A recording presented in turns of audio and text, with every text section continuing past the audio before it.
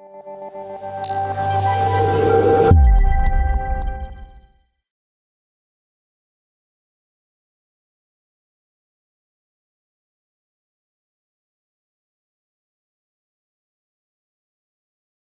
evening and welcome.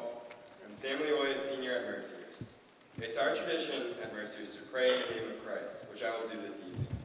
We also welcome and honor people of diverse cultures and religious traditions. As I make this prayer, I invite you to join in your own hearts as you are able to pray to the God of your understanding.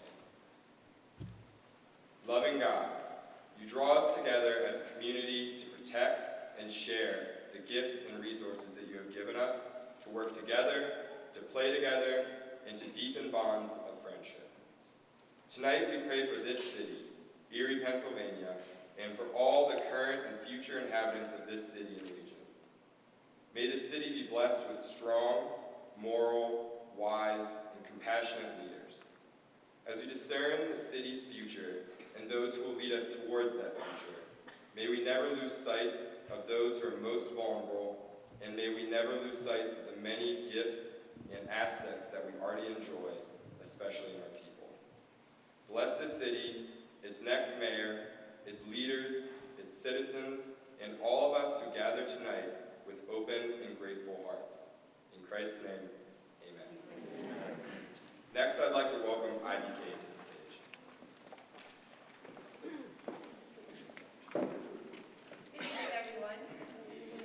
My name is Ibuko Lua Alaye, IBK for short, and I'm a sophomore here at Mercyhurst University. I would like to welcome you all to Erie's next mayor, candidates respond to Voices of Faith, on behalf of President Victor and the Mercyhurst community, as long as with the faith groups that we have represented here today. I also welcome and am grateful to the current elected officials who have joined us this evening, as well as the 9 candidates who have made this evening a priority amidst their busy campaign schedules. This evening is credited to primarily 2 groups. Thank you first to the Interfaith Ministries of Erie County for the inspired vision for this creative, diverse, substantive forum, and for being a bridge-building, unifying, faith-filled force in the Erie community. Thank you also to Mercyhurst University's Mission Committee, which wanted to offer a public venue in preparation for the primary elections, and which has worked to enable this event as the final event for our Spring Mercy Week celebration.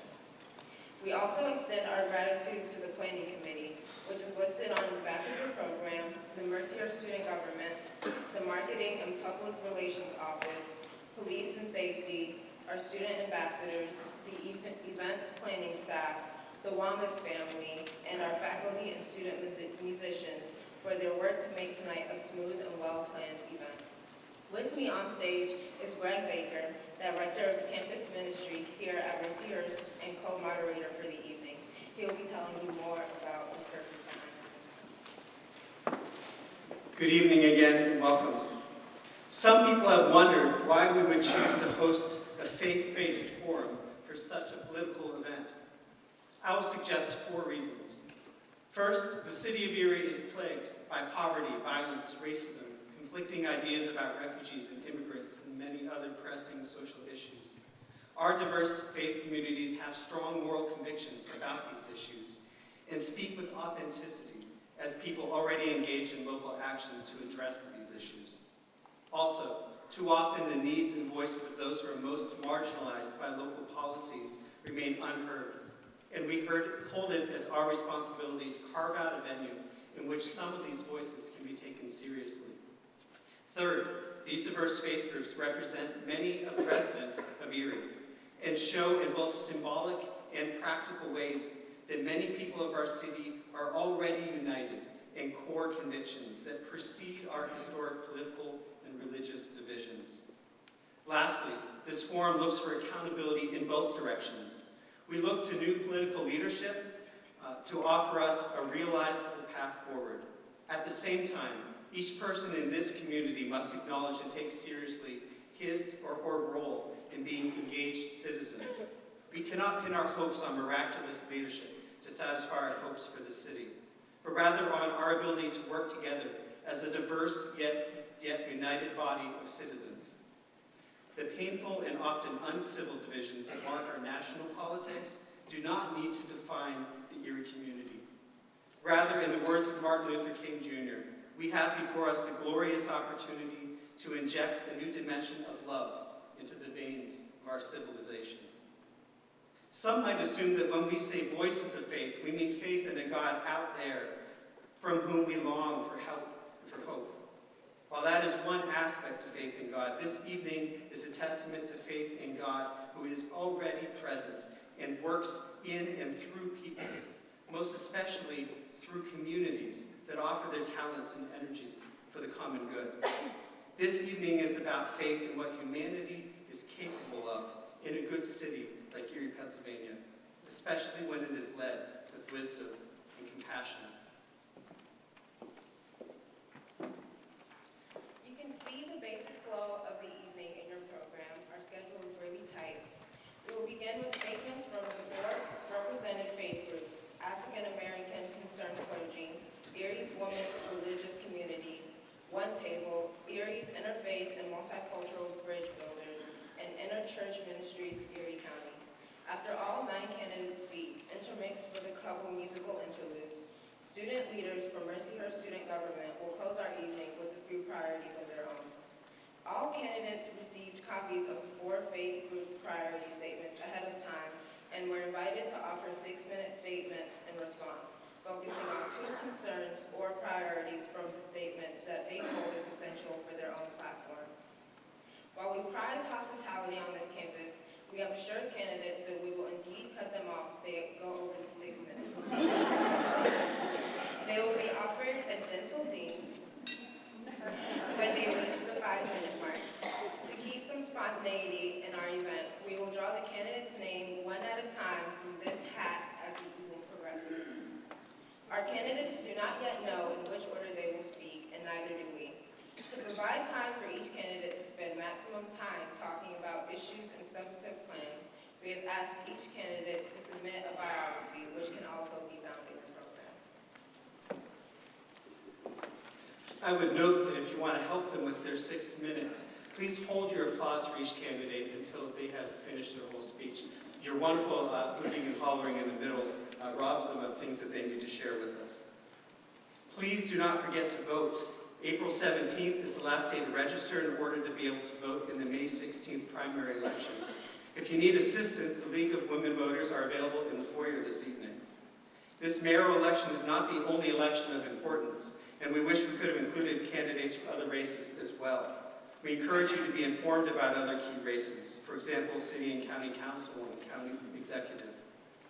If the intersection of faith and politics is of interest to you, tomorrow evening at 7 p.m. at Gannon University, Dr. James Bailey will offer a lecture on rethinking poverty, insights from Catholic social teaching. Also, on April 27th, right here, we will feature Cokie Roberts and Joan Chittister in conversation. Tickets go on sale for that next week. While tonight's forum will not feature debate or open question and answer, please keep posted for information about party-specific debates that will be hosted on the Mercyhurst campus in the Jefferson Society on May 3rd and 4th. Now let us turn to our faith communities and their priorities for the city. Reverend Charles Mox is the present pastor of Community Baptist Church in Erie. Pastor Mock has been actively involved in community activism for 24 years. Included in his activism is his work as a community organizer, as a member of Interchurch Ministries and the Unified Erie Movement, and as an officer of Erie's African American Concerned Clergy, for whom he is speaking this evening.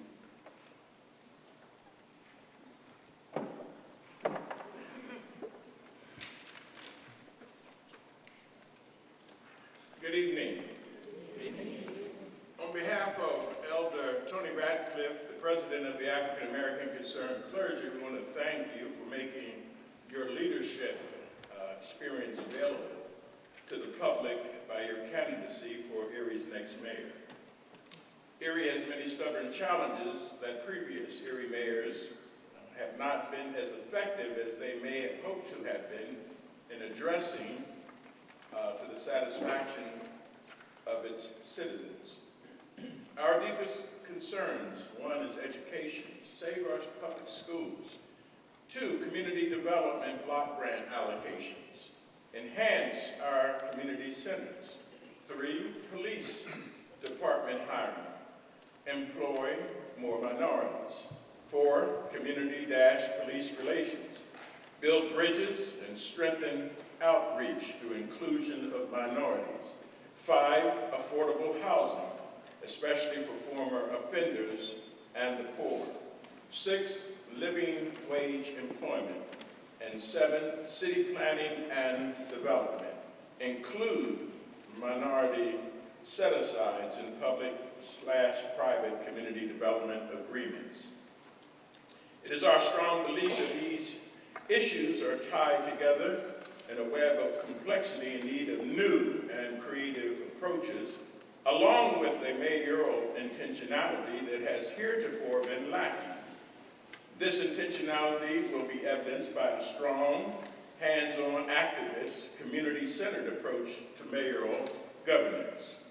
More specifically, this will include courageous mayoral leadership that understands the need for faith-based inclusion and vision casting and comprehensive planning with minority inclusion at the very top of the decision-making pyramid. Minority inclusion will have to be evidenced in mayoral appointments in key city commissions and committees and authorities and other deliberative decision-making bodies under the mayor's appointed power. Minority populations of Erie should be reflected in the realities of city governance so marginalized voices can be heard where they count at the top. With the above principle foundation in mind, how will your mayoral leadership differ from previous mayoral leadership and visionary governance? When it comes to other third-class cities, what has your research disclosed in success stories that you have found worth exploring and implementing in Erie that can drastically change egregious historical realities? How does your leadership style lend itself to the kind of approaches needed for city development, especially in the neighborhoods that have lacked the substantive investment needed for improvement and development? If there are 2 areas in need of major attention, it would be public schools and strong community police relational development. How will your vision for the city protect and advance the necessary financial allocations needed to strengthen and truly unify Erie? What do you bring to these critical areas that will be different than any other candidate? Thank you.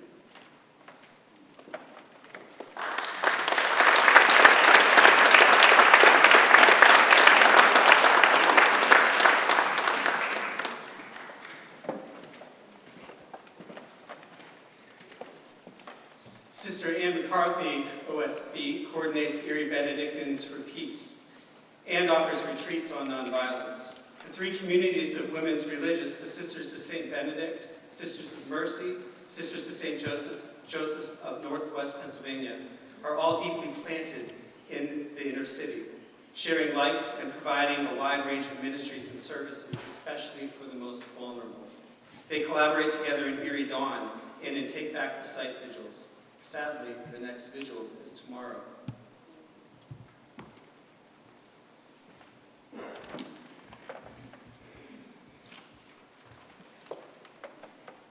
Good evening. The lens for us as women religious with deep ties and involvements in the Erie region comes from our lived experience of community. Through a community focus, the first question of every project, every initiative, even every meeting is, who is at the table? Whose perspective is included and whose is missing? All those affected by a situation should be part of the solution, especially the most vulnerable. In our experience, the voices of those who are most vulnerable to the impacts of a decision are not heard. We see a pattern of isolation, retreat, defensiveness, and competition in our region that paralyzes, hampers effectiveness, limits creativity, and harms us all, especially those already in poverty. Build bridges, not walls, the theme for immigration vigils, is a needed message for us all. The mayor's leadership is essential in meeting growing challenges, increasing poverty, funding crisis for our city schools, blighted neighborhoods, racial disparity and wealth gap, fear and insecurity among new Americans, growing unemployment, especially for young people of color, escalating gun violence, an opioid epidemic, and a climate crisis, which challenges local areas to drastically reduce carbon emissions. With a community focus, we offer this vision as challenging and possible. 1, the city and the entire region of Erie claim and work together on refocused Erie. 2, in neighborhood after neighborhood around the city, conversations and dialogues give feedback and ideas to the mayor and all areas of city government about what is needed for their diverse neighborhood to thrive. 3, neighborhoods include a diversity of home ownership and rental properties, as well as diversity of ages, cultures, and abilities. 4, a network of green spaces, parks, bikeways, gardens, urban farms, and small local businesses improve the quality of life and even offer employment in the city. 5, young people of color, ages 18 to 25, have access to affordable, good education, job training, skills building programs, and jobs, leading to a decrease in gun violence in Erie. 6, trust is evident between the community and the police force, which now includes racial and gender diversity. 7, the city's commitment to reaching 100% clean energy leads to job production, innovative development. 8, as a commitment to our newest Americans, Erie has become a sanctuary city. 9, the region together has found educational solutions that work for all students and for which the per-student resources are comparable. And 10, more families now live within the city.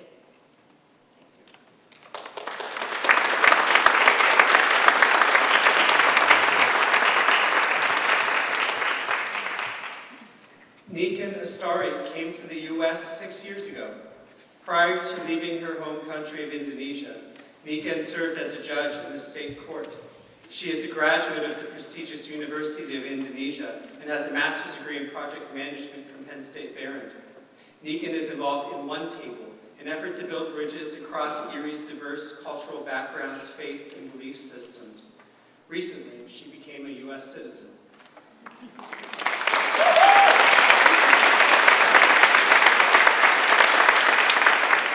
Assalamualaikum warahmatullahi wabarakatuh. Peace be upon you. Good evening, everybody. Thank you for coming today. I'm representing One Table. It is an Erie interfaith and multicultural bridge builders. One Table is committed to building bridges of respect, cooperation, and understanding within, across, and among the diverse cultures, faith, and belief systems in Erie's community and neighborhoods. The world has come to Erie, Pennsylvania. Erie has a rich heritage of immigration and welcoming strangers. Each year, a myriad of festivals celebrate Erie's ethnic and cultural diversity. As mayor, how would you welcome refugees to our community? How can the city capitalize on the work ethic of the immigrant and refugees populations? And conversely, how would you help to educate Erie residents about the strength of a diverse community? Public safety concerns, gun violence, hate crimes, victimization of newly arrived refugees, Islamophobia, discrimination, and more are present in areas of the city. In light of recent reports of ethnic attacks, physical and verbal assaults, how would you ensure the safety and security of all on the streets and in the neighborhood in the city? How would you address these issues and guarantee that all city personnel are trained in cultural competency so that residents of all ethnicities are treated with dignity and respect? How will you address issues of discrimination and ensure and recruit for more diversity on Erie's police and fire departments, in Erie schools, and throughout Erie's other public employee workforce? We assert that racial integration and ethnic diversity in the boardroom, in the workplace, in the schools, and in the neighborhoods can all contribute to culturally competent residents, strong, healthy neighborhoods, and urban sustainability. At the present time, access to safe, affordable housing, reliable public transportation, living wage jobs, and access to healthy, affordable food continue to be challenges in the urban landscape. Please be specific and detail any personal or professional experience which have prepared you to address these urban challenges as mayor of such an ethnically diverse community. Thank you for your time. Appreciate it. Thank you very much.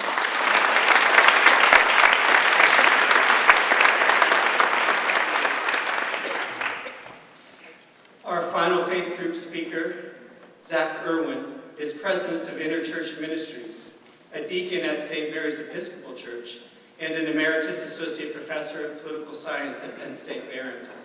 He tells me that he is delighted to be here. Thank you. Good evening. Good evening. Interchurch Ministries, ICM, is an ecumenical association or network.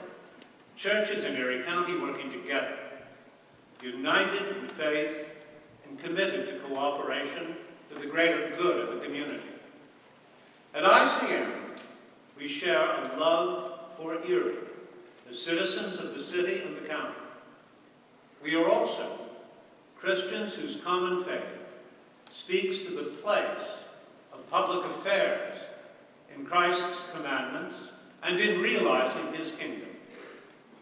As people of faith, we have a fundamental obligation to be involved and engaged in working for the common good of our local communities. We deeply appreciate this opportunity to speak on behalf of Erie's primary ecumenical organization. We realize the importance of our choices about who stands as candidates in the general election is central. But we also recognize the potential of the mayor's office. Although city government operates in a complex policy environment, we consider the mayor's office critical in shaping the public agenda and in articulating people's needs. We seek a mayor who understands the moral quality of political leadership. First, we share a concern about the quality of life for all of Erie's people. Recently, relations between the police and minority communities have become strained by what many consider episodic instances of excessive force and a perception of uneven enforcement in some areas of the city. Improving community and police relations represent an area of particular concern, along with several aspects, so-called unified Erie. Second, we seek a new, imaginative, and effective ways to constrain gun violence in the city. What may be done that has not yet been attempted? How can citizen groups be involved better in this effort?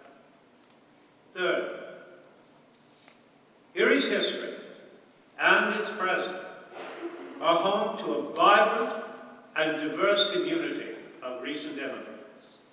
Erie's International Institute, Catholic Charities Resettlement, Multicultural Community Resource Center, and other faith communities, among others, have been critical in smoothing our immigrants' path to integration and eventual citizenship. Although initial assistance for immigrants is critical, what can the Mayor's office do to better integrate the talents, cultures, and voices of our refugee community?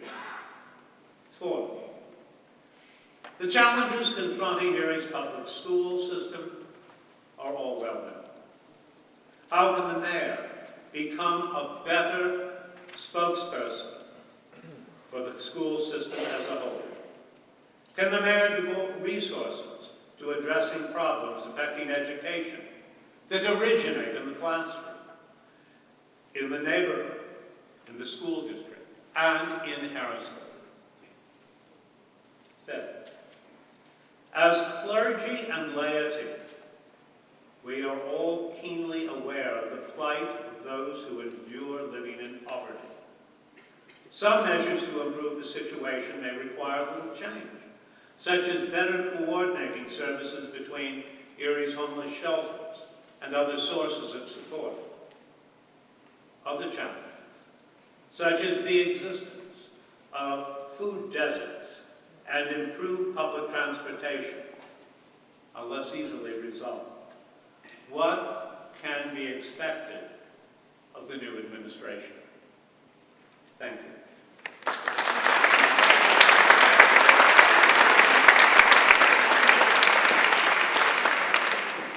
Hello again, everybody. So now we're going to start with our speakers. Our first is going to be Almi Clerkin. So we can all give her a round.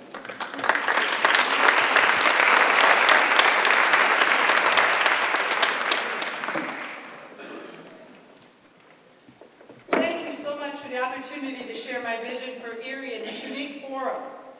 My faith has been a driving force in my life as part of my upbringing, my formal education, my avocational approach to the work I do, in my 31-year marriage to Sean, and our raising our 18-year-old son, Seamus. Just this past weekend, many of us heard the story of the blind man whom Jesus made see. While there are many ways of making this passage from John's Gospel immediate for our ears, my husband Sean, who is a vicar at St. Mary's Lawrence Park, focused on Jesus choosing the blind man to receive healing. Moving from darkness to light, Sean posed the question, when God chooses you, how do you respond? There is a time before we're blessed with light that we're blind to the truth about the challenges that members of the community face. Poor resources in schools, unfair allocations of funding to support development, inequality in hiring practices and wages, tensions from mistrust between authorities and the people they serve, failing infrastructures and aging housing units, welcome and enfranchisement of new Americans in our community, and to those returning to our community after a time of separation. Fear of gun violence that stems from drug crime and intolerance, and the open license to speak one's mind if, sometimes especially if, it offends our neighbors. Each of us has at times been blind to the needs expressed by the faith groups that have invited us here this evening. Each person on this stage knows the challenges that face our community, and each has gifts to share.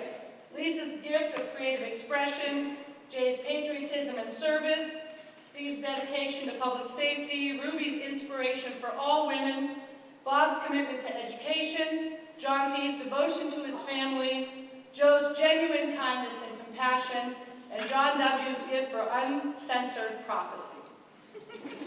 My gift is charismatic leadership, and I will empower those I work with to recognize, celebrate, and use their God-given talents to the best of their ability to put our well-designed plans into action for the betterment of all.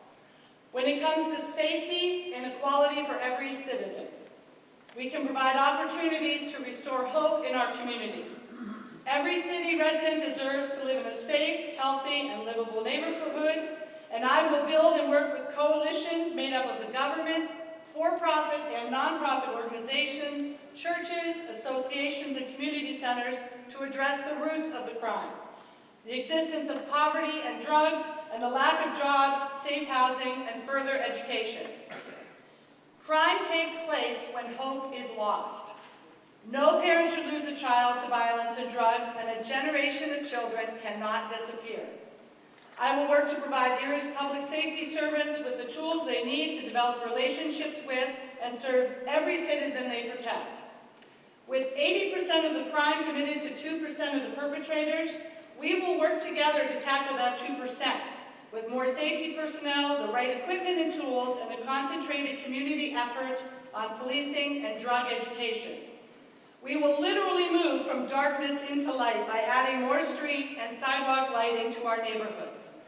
Working with the county and local hospitals, I will encourage drug abuse education as part of extracurricular activities at every school and community center. We will provide more educational opportunities, for example, an urban community college, and in turn, good paying jobs so we can rise above hardship and secure a better future. In addition, I will hold landlords responsible for the safe and proper upkeep of rental properties, and as we move to eliminate blight, maintain good living options for our neighbors. I will also prioritize the need for healthy food in the heart of our city and work with public transit to ensure hardworking citizens who depend on public transport so they can get to work, to the grocery store, and back home. With my proven track record of procuring grants and donations and new revenue sources, we will leave no stone unturned when we seek the needed resources to work with those in our community, especially those here this evening who consider the eradication of roots of crime and the restoration of hope as their mission. You will have my unending support. There is no issue in the city that isn't the mayor's issue, including prejudice and intolerance. As light is shown on these challenges, I will not shirk from my responsibility to do something about them. Being a good role model, being accessible, and listening with empathy will address these concerns so that each day there is one less scared new American, one less hungry child, one less hopeless teacher, one less grieving parent, and one less fearful neighbor. So, how will I answer the question when God chooses me? How will I respond? I will put my heart and soul into being your advocate, your champion, and your voice, using my God-given talent of charismatic leadership to guide Erie into the 21st century city we all need and want it to be. We are at the crossroads, and the stakes could not be higher. We owe it to our neighbors to make Erie a better home. I will be honored to serve God and to serve my neighbor as I bear the mantle of servanthood as the mayor of the city of Erie. Together we can move from darkness to light. Together we can have a better, brighter, and bolder future. Thank you so much, and God bless.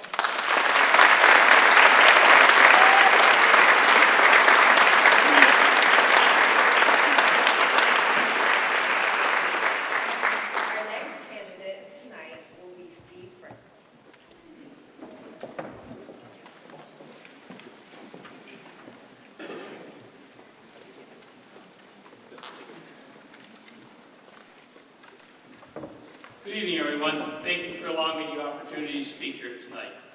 It won't be long before we start inching our way towards the primary in May, and we elect a new mayor for the first time in 12 years. What does that mean to us? What do we hope to look forward to in the new leadership from City Hall? What are we lacking from City Hall that we don't have right now? What we're looking for is one voice. That voice should be in harmony with the voices of all the citizens in the city of Erie. Of the two priorities that I'm going to speak to, the first one, of course, is public safety. As a public servant for 33 years in the city of Erie, I've pretty much encountered and experienced almost everything that can be seen and heard out there on the streets of Erie. As a matter of fact, each and every one of those incidents over those years has taught me valuable lessons serving as a public servant. What are we lacking in City Hall, and what are we lacking in public safety. One of the things we're lacking is trust. We need trust amongst public safety, especially the police department and the citizens of Erie. We have heard so much about that. The citizens no longer trust the very people that are trusted to protect them and to serve them in the community. So we have to improve that. We have to find a way to bring people back into the fold, get the buy-in, and make sure that they can trust the police department again. Many of the other things we need to do, of course, is minority hiring. We have done many things in the past years to increase our minority hiring. We've gone to universities, to civic centers, community centers, to schools, to the military. And we have sought out those candidates that wish to become police officers. And we will continue to do so in a much more aggressive, much more thorough way than we have done in the past. Also, we have a number of issues within the police department regarding patrolling and where they patrol within the city. We've heard about selective enforcement. We've heard about uneven patrolling. We can address that issue, and it comes from three different sources. One is the policies and procedures that are written for the public safety officers in the city of Erie. We have written policies and procedures that guide those officers in their daily responsibilities and duties. The second one is the directives that are issued by the command of the police department. And thirdly, we have supervision. The supervision is responsible for making sure those officers go out and do their job every day. They are the ones that make sure that the officers are where they're supposed to be and doing what they have to do in order to make sure that you are safe and your valuables and secure. Thirdly, we want to make sure that all the officers are doing exactly what they're supposed to do. Secondly, I'd like to move on to the second subject, and that is diversity. Diversity in the city of Erie means what to us? Let's stop and think about that for 1 minute. How do we define diversity? Diversity is a unique difference between human beings. No more, no less. But it's also a very complex subject as we approach that subject and try to serve the people from the very diverse community that we have in front of us. Diversity is a lot of things. It is religion, it is gender, it is race, it is skills, it is background, it is educational. Many things make up our diverse community here in the city of Erie. So therefore, we have to find a way to break down those barriers and include the diversity within the Erie community as part of what we are and what we do. Diversity is the very fabric that makes up each and every one of us. And as such, we have to learn to live as one diverse community with each other. Lastly, I'd like to point out that diversity is something that is very important in the educational stage of life. How are we supposed to teach our children what diversity is unless it is taught within our schools? They have to learn what diversity is in order to understand the type of changes that diversity makes in the world we live in. And as they grow and as they prosper, they have to understand that we are a diverse community. And we have very much diversity amongst us to make sure that we have a very good community. From City Hall, we need that type of voice, that one voice that sounds with all the voices, and that's what we need in this city. Thank you.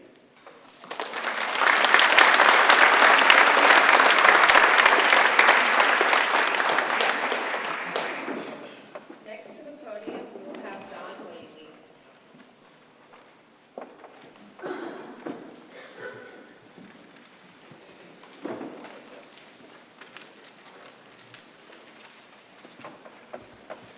Good evening, everyone. My name is John Whaley, and as you might see in your brochure, I did not turn in my bio in time. I'm married, 53 years old. I'm not from Erie. I have 3 lovely children. One attends Gannon, one is at Prep, and one is at Villa. While I'm running as a Republican, and I identify myself as a Republican, at this local level, I think the national tags of Democrat and Republican matter far less than people and pundits believe. Regardless of my personal opinion on gun control, immigration, abortion, or the death penalty, the mayor's job is to keep the city clean, the streets safe, and to create an environment that retains, recruits, and attracts both people and businesses. Additionally, with respect to whatever religion one follows, I think it matters less what people say and more what they do. I implore you to consider many factors in choosing your mayor rather than solely basing it on religion. Being religious does not automatically mean being good. I try to live every day as best I can, being a good citizen. As some of you may have seen earlier tonight, I just added this. I was featured on the news as my petitions for mayor were challenged by the ex-heads of the Republican Party. I had done my due diligence. I walked the streets. I talked to every single person that I took a signature from, and some were thrown out due to one was thrown out due to an initial being used that wasn't on the card. So I fought that. I was my own lawyer. I did a couple hours of Google research, and I won. And I'm sorry I ended up with 99 signatures. I will bring the same intelligence, spirit, and fight to that mayor's office, where passion, which I hold in spades, has been sorely lacking in the last 11 years. So as I said before, my overarching goal is to be a good person, period. And my promise to you is to be the best person I can when serving as mayor. I am fair, honest, compassionate, deeply empathetic, and I treat everyone with respect. I volunteer my time and my money. I've donated time and money to the St. Vincent basketball team this weekend so they can have a great time in Hershey.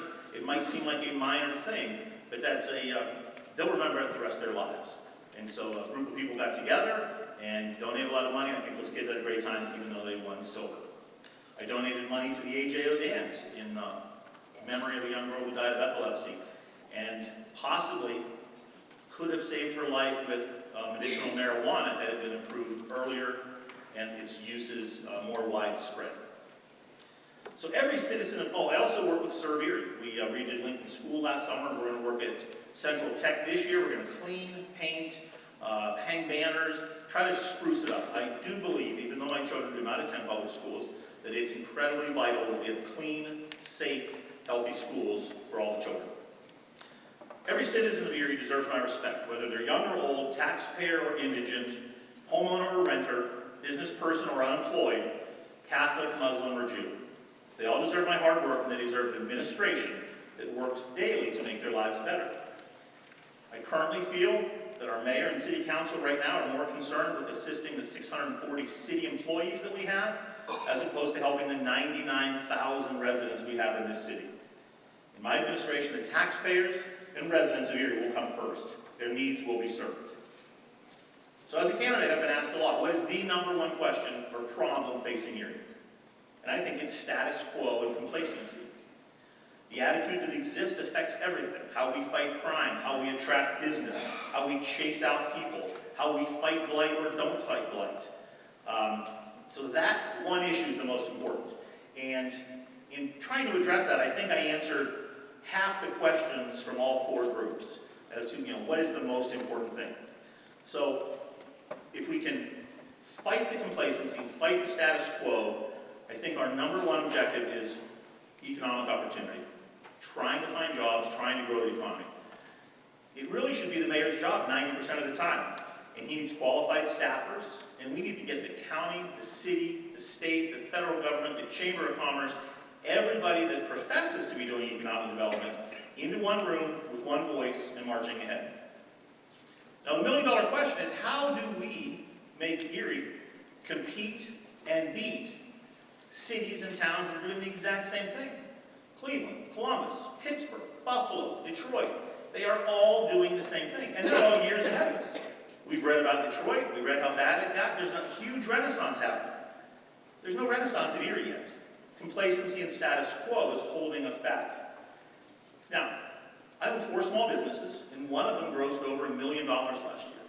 If it were easy to double my sales, I would do that. If it were easy to find customers, I would do that. It's incredibly difficult. So for the bullet points that say, I'm going to fight joblessness, I'm going to bring companies to Erie, it's not easy. It's incredibly hard. So the basis of my mayoral candidacy, and when I'm mayor, is the basics. Just like you do at your house, or if you own a business, or where you work. We're going to pave the streets, we're going to plow the streets, we're going to arrest the bad guys. We are going to try to save taxes, we're going to streamline operations where we can. And when you do these things, organically, maybe, hopefully, some other things will happen. But I will not promise you that I'm going to solve poverty that we've been fighting for 5,000 years. Lyndon Johnson, since 50 years ago, has been spending billions of dollars. We haven't made a dent. War on drugs, we haven't made a dent. We can try, and I will try, but I will not give you empty promises of what I might do. Thank you.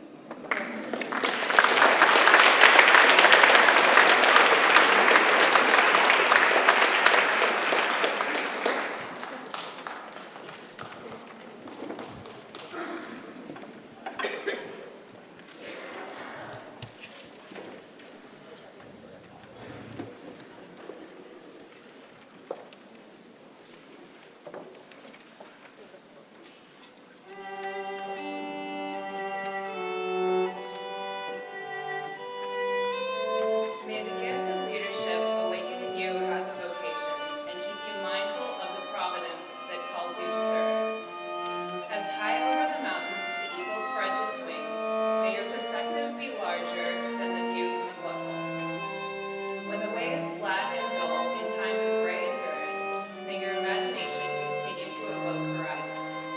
When thirst burns in times of drought, may you be blessed to find the wells. May you have the wisdom to read time clearly and know when the seed of change will flourish. In your heart may there be a sanctuary, for the stillness where clarity is born. May your work be infused with passion and creativity, and have the wisdom to balance compassion and challenge. May your soul find the graciousness to rise above the fester of small mediocrities. May your power never become a shell wherein your heart would silently atrophy. May you welcome your own vulnerability as the ground where healing and truth join. May integrity of soul be your first ideal, the source that will guide and bless your work.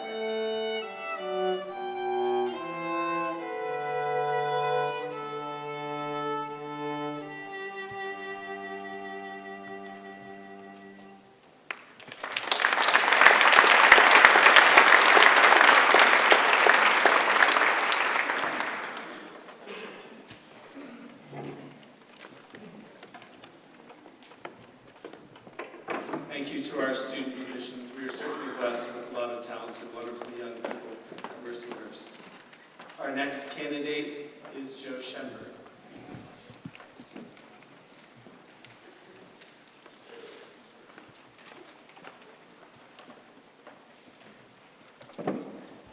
Thank you, good evening. Who's at the table? Who is at the table? That's the first theme from the faith group priority statements that I'll talk about. One of the faith groups is One Table. I've joined One Table at 2 events where we met with the immigrant community on their turf. We ate their food, viewed their culture, and built relationships that are the heart of the American way. I learned recently, through personal experience, how vital it is to keep asking who's at the table. During a conversation with members of the Minority Investment Coalition, I proudly described my one-on-one work with disadvantaged people in Erie Together's Getting Ahead program. The members of the Minority Coalition asked me in effect, who's at the Erie Together table? My eyes were opened. They were right. We were predominantly white and middle class. As mayor, I want everyone to be at the table. Here's how we'll do this. First, my administration and my appointments to boards, authorities, and commissions will be diverse, reflecting Erie. We need more diversity throughout City Hall, especially in the police force. We'll examine establishing a new police position called Basic Patrol, like they have in East Cleveland. This allows minorities to join the police force on a part-time basis, learn basic police work, and prepare for the civil service exam. Erie residents will be able to sign up for a monthly brown bag lunch with the mayor. Each month, we'll choose the next 15 people on the list to attend. Fifth, I've been attending many neighbor association meetings. I'll continue this as mayor, and a member of my team will attend every one and report back to me. I'll walk downtown occasionally on my lunch hour and through neighborhoods on the weekend to talk to residents.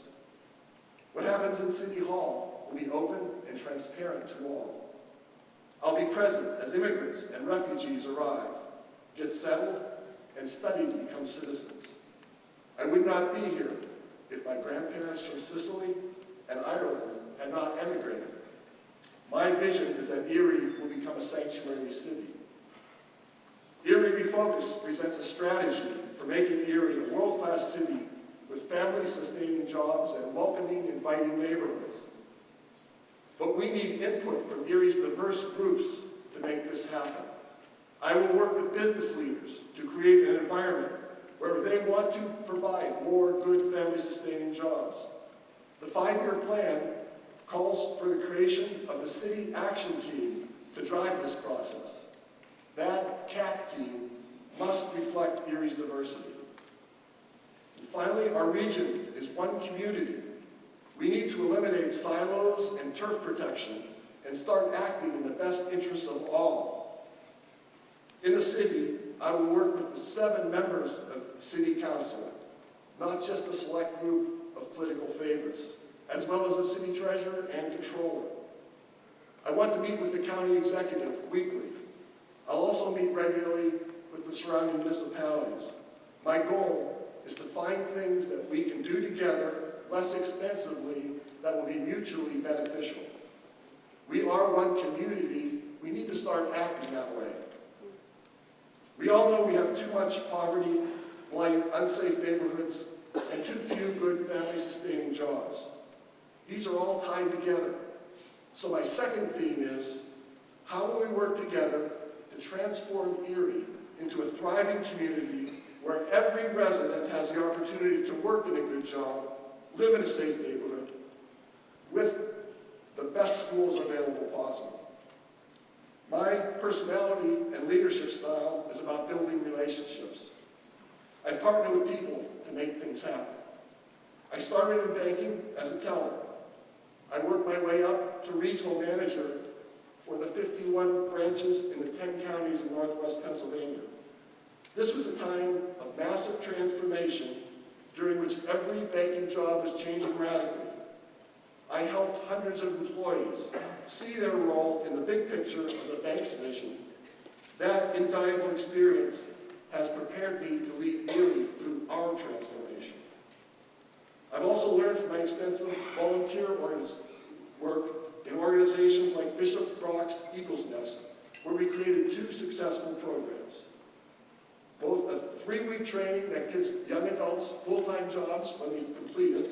Of the 100 students we placed at Hammett last year, in the last 2 years, 75 are still working there. And we also put together a 16-week financial literacy class for high school juniors and seniors. To transform Erie, we need to do several things. First, jobs of the future are meds, eds, and high tech at places like hospitals and innovation districts. Second, our children are the future. 3rd graders who can't read at the 3rd grade level are 6 times more likely to be involved in the criminal justice system and 4 times more likely to graduate from high school. As mayor, I'll be present in the schools. I will accompany the superintendent to Harrisburg to lobby for fair funding for us, and I'll be involved in the county's summer jobs program. I will support local business owners and entrepreneurs, and I believe the community college will also prepare Erie residents. Thank you.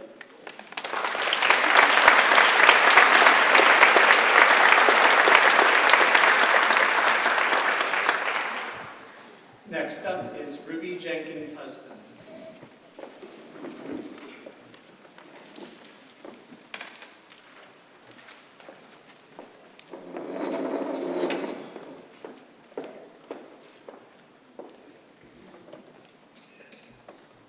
Good evening. Thank you for the opportunity to participate in the candidates forum this evening. We were asked to choose 2 things that stand out among all the statements that were sent. We were also asked to point out ways which we have already began to engage in these topics and to point them out from a personal viewpoint of things that we have done. My first topic to speak on will be neighborhood revitalization and poverty. In 1997, when I decided to run for city council, I chose as my platform Parade Street Corridor Redevelopment and Revitalization Initiative. I have been asked, why the Parade Street Corridor as your initiative? I read some alarming statistics that said we had a high percentage of poverty in Erie, and the greatest rate of poverty was within Track 14. That is the Central City Parade Street area. I remembered going down Parade Street at that time. There were many boarded up buildings, broken windows, and very few sidewalks. If there were sidewalks, they needed major repair. I said at that point in time that I would work hard, I would put my energy forward to make a difference. We began to meet with residents in the area, that is the Central City area, Lower Parade Street, and Central Parade Street. We started meetings, bringing people together, collaborating in partnership with the neighbors who live there, getting their input and recommendations for how they saw their city, their communities moving forward. Many neighborhood watch groups were brought into the discussion, along with those business owners and people who wanted to invest in the Parade Street corridor. We pulled together departments, both state and local. We had at the table, along with those residents and business owners, Department of Economic and Community Development, Department of Transportation for the state of Pennsylvania, along with initiatives to start to apply for the Parade Street Main Street Improvement Development Project. The task was long, and the activities took us into weekends and years, over a year and a half to do. As a result of that time and that investment, we were able to acquire a $1.5 million streetscape plan. A streetscape plan that included major facade improvements on Parade Street, major improvements on street and sidewalk curb improvements, the lighting, the transportation system, all were designed to increase investment and partnership for people on Parade Street. As a result of that initiative, we reduced the blight. We had new homes developed. We had rehab of older homes. We had people returning to their homes.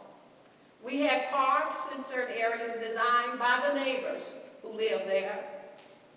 My principle has always been, when it comes to the philosophy of revitalizing neighborhoods, is that nothing should happen in the neighborhoods without the neighbors. As we built and developed this area, I can now look back on Parade Street. I now drive down Parade Street. At the time, we had 60% of vacant buildings or businesses on Parade Street. We have reduced that vacancy rate at a significant number. We have major businesses who have been there for a long time, had decided to reinvest, and they had expanded their businesses. So many of those young people who were in poverty, who thought that there was hopelessness in the area, they are now employed in these businesses. They now have hope. They're excited.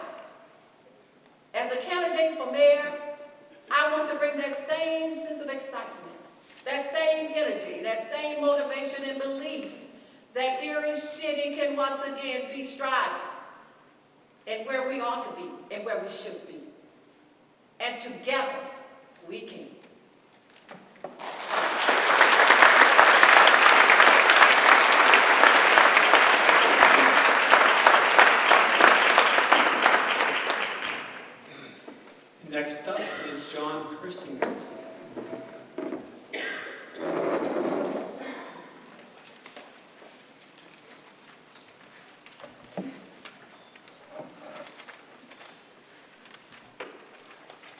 Good evening. My name is John Persinger. I'm running for mayor because we need new leadership to get Erie working again. Before I get started, I want to thank Greg and everyone in Mercyhurst for putting on this event. I want to thank all of you for attending. I especially want to thank our faith-based groups for their comments, and more importantly, for the great work that they do in our community. Growing up, I saw firsthand the great work that the faith-based community can do in an area. My father, Joe Persinger, is a Catholic deacon. He's currently assigned to the chapel at the U.S. Naval Academy. And my mother, after raising my sisters and I, she went back to school, got her master's in pastoral ministry, and worked at our local church. For my parents, they spent their weeknights visiting the sick at the hospital, their weekends helping out at church, and their holidays serving the less fortunate. It was this inspiration that led me to a life in public service. After graduating from Harvard, I went down to DC, and I worked in a variety of public service roles, including at the White House. I was working at the White House when the U.S. ambassador to Australia asked me to come work for him in a chief of staff role. I went down to our embassy in Canberra, Australia, and worked for him for several years. We had about 670 employees at our embassy and 3 consulates in Sydney, Melbourne, and Perth, and another 300 family members who had come with those government employees. So I say it was great training for the mayor's office, because we not only had to worry about managing this nearly 700-person, multi-million-dollar operation that was working with governments and communities from all over the globe, but we also had to worry about the family concerns. Are we living in safe neighborhoods? Can we put our kids in the Australian schools? Can my spouse get a job in the Australian economy? The best part about this experience was meeting my wife, Sarah. My wife, Sarah, was a reporter, and prior to becoming a reporter, she had been in the Middle East. She worked as a freelance journalist, reporting on human rights abuses around the Middle East. She received a master's from the American University of Beirut and wrote her master's thesis on the human rights abuses of Iraqi women under Saddam Hussein. After the ambassador left, we left as well, and I went to Notre Dame Law School at that point in time. In my second year of law school, my wife Sarah had our first daughter, Madeline, and my wife was pregnant with our second daughter, Olivia, in my third year. When we looked around at where we wanted to go after graduation and where we wanted to raise family, we wanted to be in a community amongst family. And Erie is where we had the most family. My grandparents, Dr. John and Dorothy DeMarco, moved here in 1952. When they moved here, Erie was a bit different. You could put your kids in the public schools, you could get a good quality job at a place like Hammermill or Zurn or GE, and you could buy a home in a safe, stable neighborhood. Sadly, the Erie of today is different from when my grandparents moved here. It's different from when many of you moved here. It's different, and not in a good way. As we heard tonight, and as you look around the city, we have a number of issues. Underfunded school system, nearly 7,000 blighted properties, children getting gunned down in our streets, 25,000 residents living below the federal poverty line, and businesses and jobs leaving town every other day. It's pretty obvious that things aren't working. And when you see local government fighting itself, it's obvious that it's not working for you. So the next mayor has to be focused on getting Erie working again.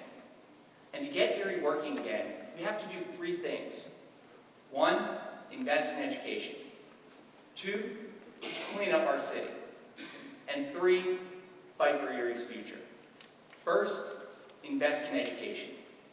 We have to have a good quality public school system here in the city. If we don't, it's game over. No one will want to live here, no one will want to move here, no business will want to invest here. We have to make sure that our schools are funded, that our teachers have the resources they need, and that our children are on a pathway to success. The second thing we need to do, clean up our city. We have to get rid of the nearly 7,000 blighted properties, and we have to get more police out into the streets and working with the community to get rid of the violence. The third thing that we need to do is fight for Erie's future. We have to have a mayor who's not fighting local government, but fighting for Erie's future, working with our faith-based groups and our neighborhood groups to tackle all these issues together. So I thank you for your comments and questions tonight. I have a question for you. Will you help us get Erie working again? Thank you very much.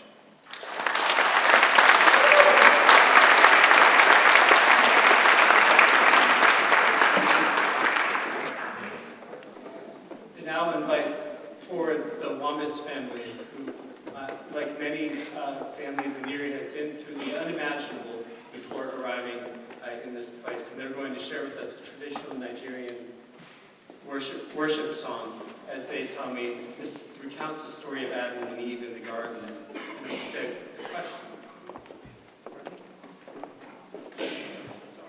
from the Congo, I missed it from the Congo. And this this is about the question God gives to Adam and Eve: why are you hiding?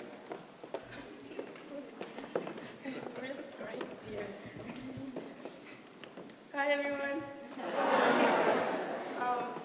If you cannot understand, unfortunately you will not understand, but just close your eyes and pretend you can understand the language and just like help us to clap our hands, because our music is our hands and our voice.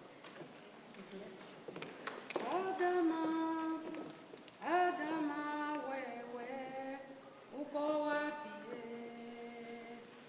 Adama, Adama, where, uko wapi? Wana Mungu akamuuliza Adama, Adama, wewe, uko wapi? Wana Mungu akamuuliza Adama, Adama, wewe, uko wapi?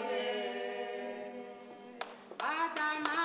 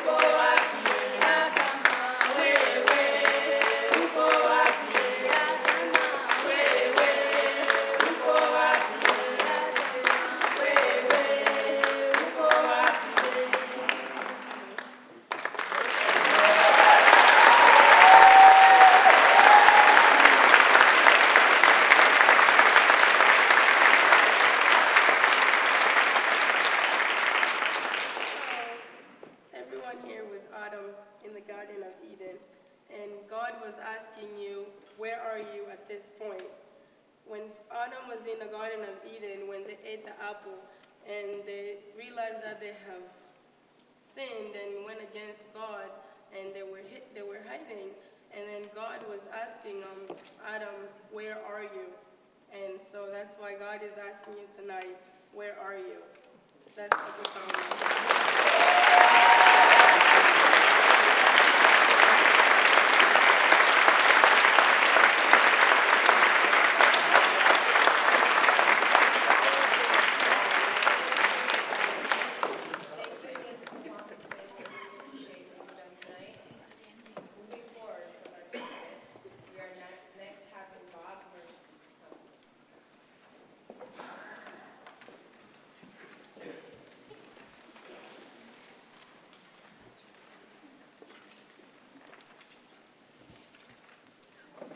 Good evening, and thank you for this opportunity to be here.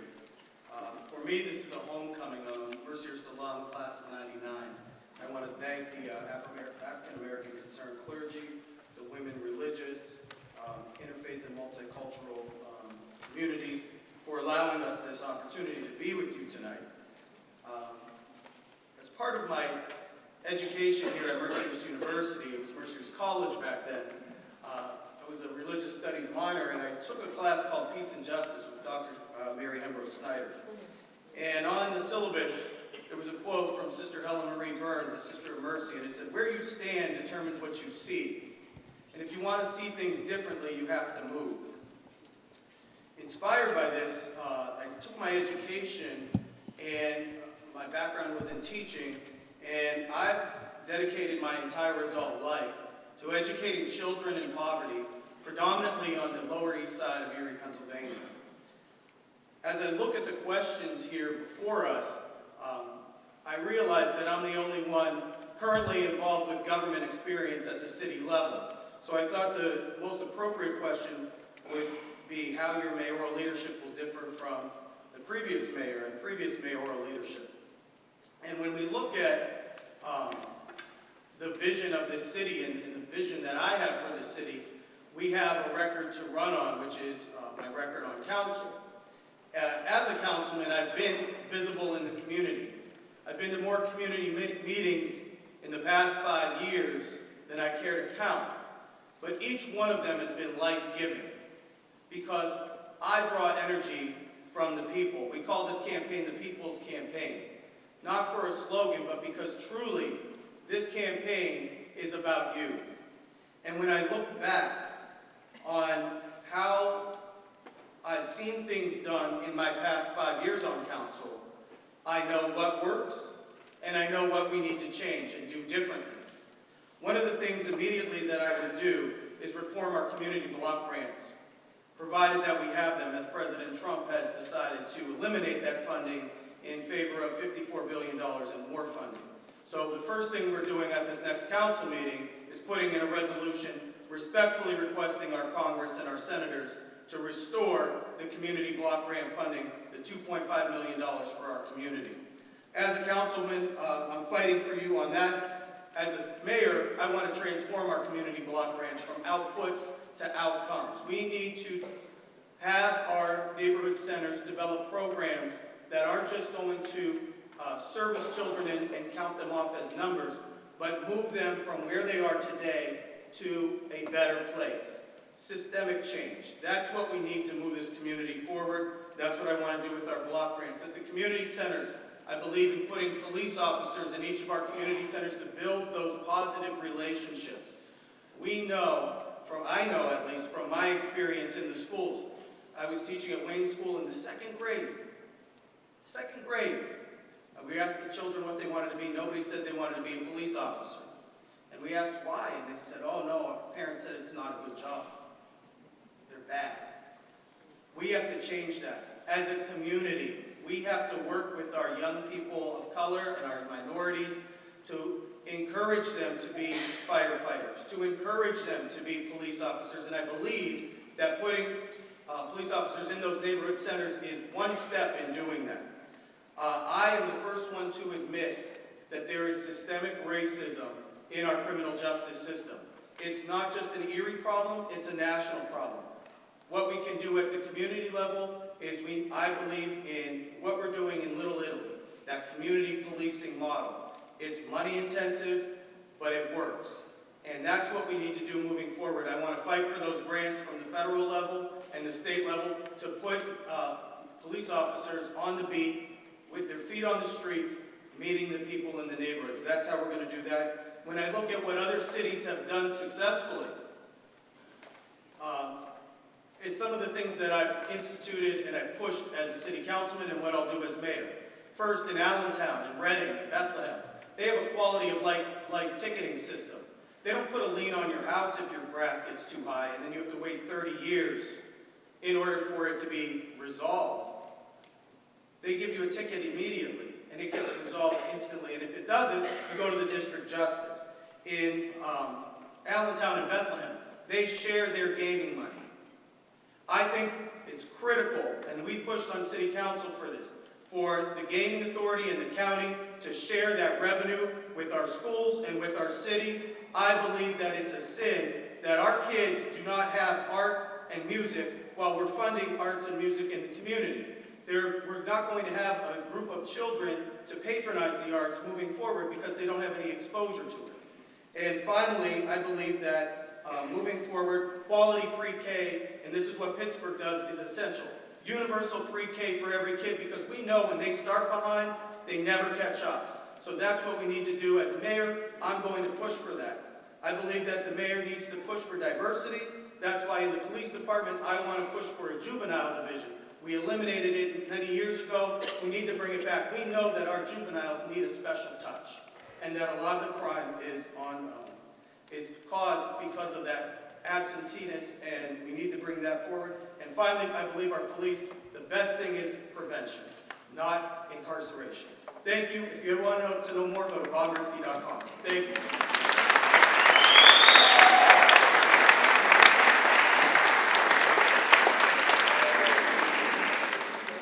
Our second to last speaker this evening is going to be Jay Murphy.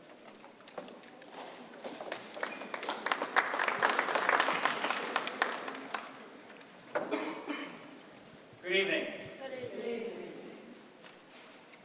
Thank you to those who are gathered here today, and thanks to the African American Concerned Clergy, Erie's Women Religious Communities, the Interchurch Ministries of Erie County, and One Table for putting this forum together, as well as my alma mater, Mercyhurst University, for sponsoring the event.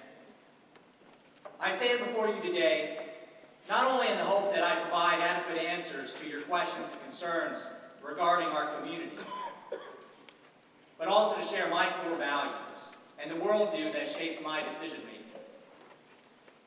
I've been looking forward to this forum not only because it is the first chance Erie gets to listen and compare the individual strategies of all mayoral candidates, but also because this opportunity has given me a chance to reflect on the role of faith in my own life. As many of you know, I joined the Army after 9/11, serving nearly 7 years in the United States Army, including 2.5 years in Iraq. Now, my salute is not as crisp as it once was due to nerve damage I experienced in the military, but considering the men and women I served with that did not make it back, I'll take that any day and I won't be embarrassed to give honor to our flag. On my second deployment, in an area known as the Triangle of Death, I led a team of soldiers who located improvised explosive devices, which was the #1 cause of casualties for both military and civilians in Iraq. We were understaffed and we were overworked, but we did not rest because the lives of others depended upon it. Our men and women were being sent home with injuries or in body bags. And each time that occurred, I had to reconcile with the feeling that there was something more I could have done. That drove me to a very dark place. I was baptized into the Catholic faith while in Iraq. I attended Mass and had long and frequent conversations with chaplains in the shacks and tents that served as our churches. Through those conversations, I found resolve and clarity to continue my work and to help me to motivate my fellow soldiers through the uncertainty of war. I reflect upon that time almost daily. It informs my service as a social worker to veterans, seniors, and refugees, as well as my service over the past few years representing the City of Erie on Erie County Council. And moreover, it motivates me to serve you as your next mayor.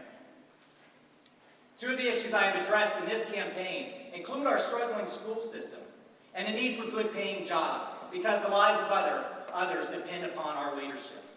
Erie's public schools serve as the bedrock of our community. They provide equal opportunity for over 11,000 of our children, mine included. They prepare students for citizenship and improve the lives of our children so that they can become economically self-sufficient adults. The stability of our families is determined by our schools, and the health of our city is dependent upon whether our schools have the resources they need to complete this most crucial mission. Last summer, while in Harrisburg for the Fund Our Schools rally, I was appalled by the absence of our mayor at a time when our schools needed him the most. The greatest danger to our schools is the belief in City Hall that it isn't their job to work side by side with the school district. The trenches that City Hall has dug and the walls that our city's leaders have put up are a significant factor as to why Harrisburg has been unresponsive to the serious lack of resources for our schools. I am here to tell you that representing and leading on behalf of our schools is the mayor's job. Anything that happens, good or bad, within the city limits is the responsibility of the mayor, period. As your next mayor, I will do more than advocate for fair funding from our state legislature. I will build and push forward a coalition of other mayors and municipal leaders from across Pennsylvania, because that's the kind of groundswell that Harrisburg cannot ignore. Under my leadership, the implementation of the city's comprehensive plan will address the interconnected challenges of Erie's public schools. Furthermore, I will cultivate an economy of good-paying jobs by providing a community college that fills the needs of our industries, that provides affordable and accessible training for high schoolers who want to get a head start, and for the adults who need a little more education to switch jobs to advance in their career. I will strengthen our existing community centers, just like I have done over the past 2 years on Erie County Council, so that there are no gaps in opportunity or access for our most vulnerable. And I will give our young people, the largest segment of our population, a specific mission to rebuild our community through a national program called Youth Build, because young people are our greatest resource and we need them to share our hope for the future of Erie. I've already worked towards these goals through my time on the Partnership for Erie's Public Schools and lending my voice to the coalition of elected officials with Empower Erie. But Erie's New Deal needs every one of you at this critical time. I will give you a seat at the table as we carry out the mission of supporting our schools, revitalizing our neighborhoods, and strengthening our economy, and that is why I'm asking for your vote on May 16th. Erie cannot move forward without you.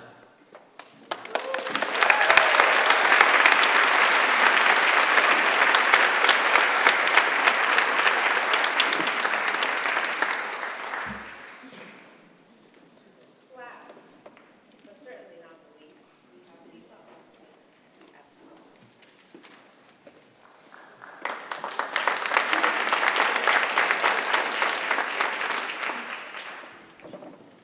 Hi, everyone. As a kid, I don't remember going to bed hungry or worrying about where I was going to sleep. My parents were able to feed and clothe me and all my younger sisters. There's 6 of us. When I was in the 1st grade, we lived in Taiwan. On a visit to a Buddhist temple, I saw a man with an awful sore on his leg. He looked at me and reached out his hand. I asked my dad for some money and then ran back to give it to the man. Thinking all was well, I felt happy. But as I grew up, I always remembered this man, and I thought about the structure of poverty surrounding him and so many others. Thank you for this opportunity tonight to respond to your concerns for the minorities, refugees, new Americans, our differently abled residents, ex-offenders, and to our homeless and those living in poverty. In the writings I received, you asked about how I would help create a city where every resident might have access to education and living wage jobs, a safe city without a single death by gun violence or overdose, a clean and green community with bike and pedestrian paths connecting affordable and market rate housing to playgrounds, community centers, schools, and grocery stores. So where do we start? A friend told me, to fix the future, you gotta fix the schools. I agree. Despite the hard work of Superintendent Jabe Adams, who has exhaustively documented the quarter-century-long funding inequity for Erie schools, we all heard Harrisburg's disappointing promise to remedy the situation in 20 years.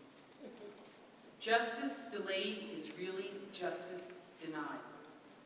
Erie can't wait until 2037 to fix the schools. I will reach across the state to work with other people to address this issue legislatively in Harrisburg. And locally, working with the superintendent, teachers, business, elected, and community leaders, we can create a stronger, sustainable educational system for pre-K, K through 12, and we need that urban community college. There are already many good things started. The community schools model, introduced by United Way, is offering on-site social services, allowing students to focus on their studies. Let's create partnerships and connect a school to the new innovation district that's being planned. Let's embrace our new Americans and our 4 sister cities around the world to foster an international program. Let's work with existing industry and create a program to help Erie become a maker city with locally designed and manufactured products. And let's train students in building renovation to help address our blighted neighborhoods. You probably have ideas too, and as mayor, I want to hear from you. As mayor, I would work to ensure that our teachers, police, firefighters, and other municipal employees are as diverse as the people they serve. I would introduce a more inclusive nomination process for boards, commissions, and other appointments, and I'd advocate to create a community benefits agreement for all redevelopment projects. I would also engage the public in vetting proposed budgets. This is something you can do online. As mayor, I will continue to study ways in which other communities are having success. I will incentivize repopulating the city, especially with first responders, as Baltimore has done. We will borrow ideas from other third-class cities in Pennsylvania, like Bethlehem, where they have embraced their industrial heritage and spurred local pride and economic development. I will meet and collaborate with leaders regionally, especially the county executive, also statewide, and in our triangle of Cleveland, Buffalo, and Pittsburgh. I will reach out to other cities along the Great Lakes, including US and Canada. We need to start working together. I will work out to reach those who love Erie, but who no longer live here, but who want to be a part of helping this city thrive. As you may have heard, I'm pretty persistent. By working with many of you in this audience, I've helped create organizations working to address Erie's challenges from blight and crime, education, to the economy. And I'm very proud to say that through the Innovation Erie group that I helped to start almost 10 years ago, we've helped a number of new businesses form and created new jobs in Erie. Now, with Erie Refocused, we have a plan. Over the past 10 years of civil work in Erie, I've discovered that making change involves many hard steps. First is proximity. To solve a problem, you must get close to it. I will not retreat to City Hall. I'll be out in the community discussing all the topics that are facing us, community development grants, if we still have them, bus routes, street and bridge closing, and other urban design issues. I will work directly with law enforcement, minority leadership, and others to discuss all kinds of programs that are already in works: Unified Erie, satellite precincts, diversity training, civilian review boards, and minority recruitment. To change Erie, we must change the narrative about our city, because repeated inaccurate stories are blinding us to the reality of what is facing us. To create change, we must be willing to get outside of our comfort zone. It isn't easy, and it leads to that last step, which is hope. As members of faith communities, your daily prayer helps maintain your hope and gives you strength to carry on. Though we all keep hearing negative stories about our city, I still have hope because I have faith in everyone in this audience tonight.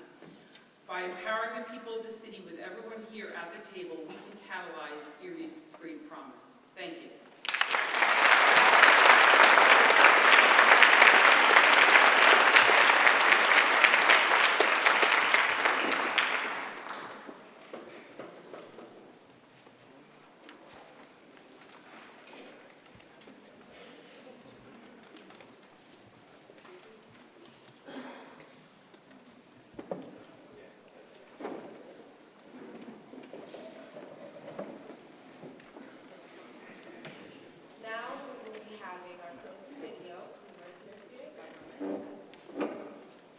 To every candidate, we would like to thank you for your time this evening.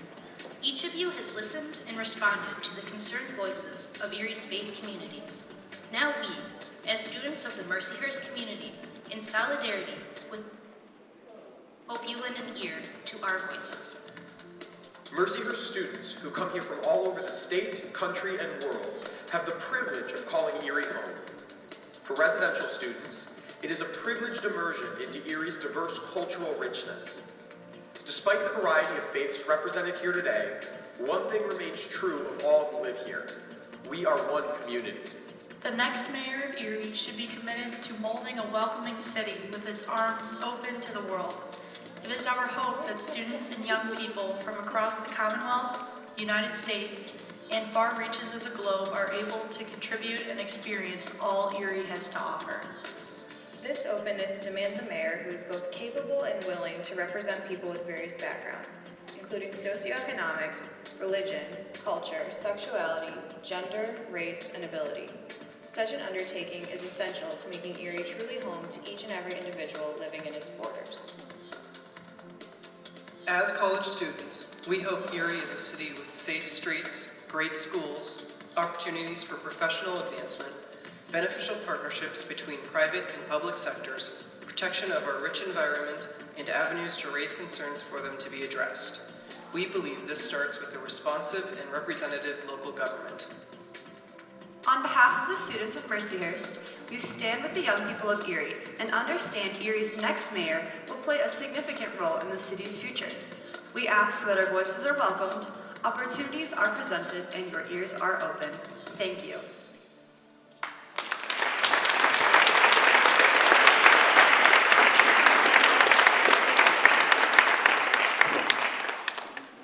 A last word of thanks to our candidates for coming and sharing your visions with us.